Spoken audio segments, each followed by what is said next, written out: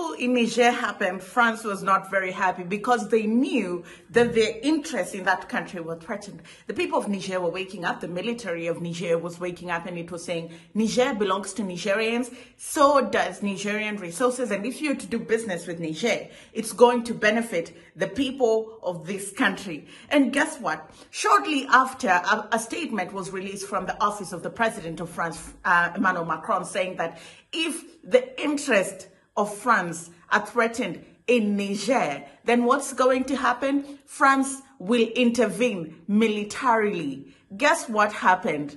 The West African bloc that supports Niger, countries that have ousted governments from office that were aligned to France, said, we dare you to try. Warned that any military intervention against Niger would amount to a declaration of war against Burkina Faso and Mali. I repeat, forewarn that any military intervention against Niger would amount to a declaration of war against Burkina Faso and Mali.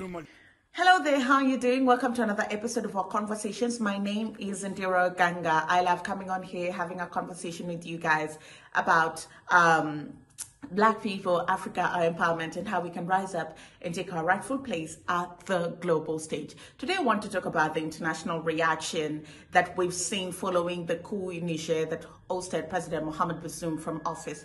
Now, on the 26th of July, the presidential elite guard ousted President Mohamed Bazoum from office in a successful military coup. This is not the first military coup. There have been several military coups in Niger attempted, and even two previous coups were attempted when Mohamed Bazoum was president, and this was the first successful coup during his tenure. Following the coup, President Mohamed Bazoum was arrested together with some members of his cabinet, and they're being charged on corruption and mismanagement of national resources. And following the coup, instead of the usual panic and fear that is always engulfed when a coup happened, this time around things are happening differently. The people of Niger are out in the streets, they're celebrating the coup, they're celebrating the presidential elite guard, and for once in a very long time, they look like they're very hopeful. Now, let's not get our hopes very high and get twisted by the fact that military coups are never the best way towards leadership, governance, democracy, because the military, the way they work, the way they operate, they do not encompass the constitution.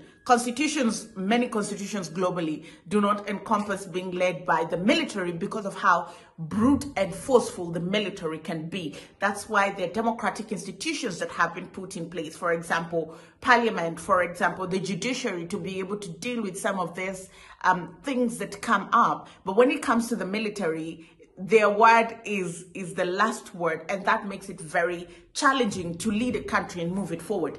However, in the case of Niger, the people of Niger look like they're very hopeful and they're very happy by the fact that the military has ousted President Mohamed Bazoum from office. Now, this has not come at a free price. The people of Niger almost invaded the French embassy. They were throwing stones, they were burning burning tires outside the French embassy. And France and Italy and the EU have begun evacuating their citizens. And following this development, then we heard from the office of the President of France, Emmanuel Macron, who, to be fair, said that if French people are harmed, if French nationals are harmed, if the French military are harmed, which raises another question: why is the French military in Niger? Why do they need to be there? But if they're harmed, and he also added that if French interests are by any way interfered with, then France will do everything possible in its power to intervene militarily. Shortly after this statement came out, there were allegations and word was going around even on media. CNN broadcasted it that France is considering invading Niger.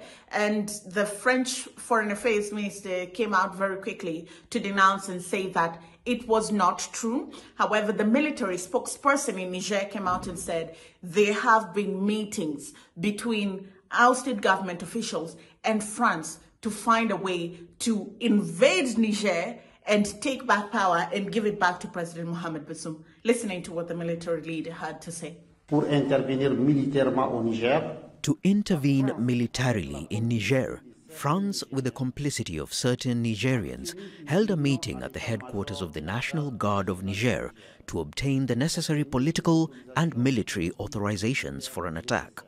And I think it's also very important to note that while ECOWAS and all the other people are threatening to invade Niger and putting all sanctions on them, Niger has friends. Niger has friends in Mali, in Burkina Faso, and in Guinea. You know, these are countries that have all had military coups, and they said that they're going to stand by Niger. If you try to invade Niger, you've invaded all of us, and we'll support Niger, will fight with them, will stand alongside them.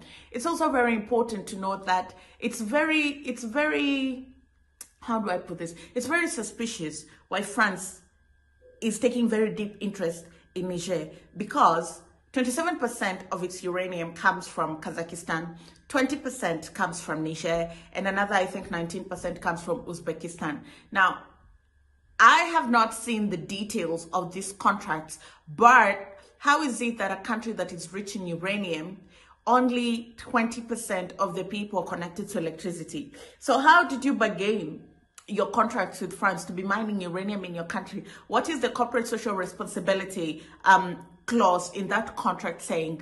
How are you doing business with these people? What kind of returns are you getting from France that you can remain poor, yet you're powering France, you know? So there's a lot to unpack here. Avertissent que toute intervention militaire warn that any military intervention against Niger would amount to a declaration of war against Burkina Faso and Mali. I repeat, forewarn that any military intervention against Niger would amount to a declaration of war against Burkina Faso and Mali. I repeat one last time. Warn that any military intervention against Niger would amount to a declaration of war against Burkina Faso and Mali. The transitional governments of Burkina Faso and Mali invite the living forces to be ready and mobilized, to lend a hand to the people of Niger in these dark hours of Pan-Africanism. The brotherly peoples of Mali, Burkina Faso, Niger, Guinea aspire to more recognition and respect for their sovereignty. Well, outside of threatening military intervention, we've seen Germany, France, and the EU just freeze Niger out. Following the coup, they've imposed sanctions on this country. They are threatening to pull on financial aid. They're threatening to stop doing business with Niger, and they're threatening to cut off all forms of communication. I mean, ECOWAS was the first. They've blocked all borders, so you cannot get into Niger and get out unless you're evacuating your people. And they've also blocked financial transactions. Now, for a country like Niger, this comes at such a huge cost, because when you block movement, you block movement of people, you block movement of goods, and you're slowing down trade. If you block financial transactions, then it just means it's a matter of time before there's a cash crunch in the country. Outside of that, Niger heavily depends on France, the EU, and Germany. If you look at the country, it's rated by the United Nations as one of the least developed countries in the world. So development in Niger lags very much behind. And I'll just read you some statistics. It receives at least $2 billion annually in terms of aid and $295 million in financial support. This is a lot of money. This is actually a lot of money. It means that the country heavily relies on aid to fund critical sectors such as healthcare, such as emergency relief, because of the nature of the country. It's marred by drought and political instability because it's part of the Sahel region. Also, it's important to note that 3.6 million people in Niger risk hunger, and at least 1 million children could starve if financial aid is cut off. And now we are seeing the EU and France and the USA and Germany threaten to cease helping Niger. And the Prime Minister of Niger had this to say with regards to cutting out aid. Une catastrophe sur le plan social, It's going to be disastrous for the people because Niger is a country that relies heavily on its partnership with the international community that provide much support, especially when it comes to the second financial year. We secure a budget for this time with financial aid from the European Union, the World Bank and the IMF, in particular, along with the French Development Agency. Turning one's back on this aid is suicide. I think I also want to make it very clear that the way the West does business with Africa, it's meant to perpetually keep you poor. A country like Niger should not be depending on aid to be able to fund its day-to-day activities. But because of the nature of the relationship between the West and the country and the way they do business, right, it just means that Niger gets the short end of the stick and hence poverty rates are higher. But let's not get it twisted. That country can survive without aid, but because of the way they've been governed and the way they've been doing business with people, it's not possible.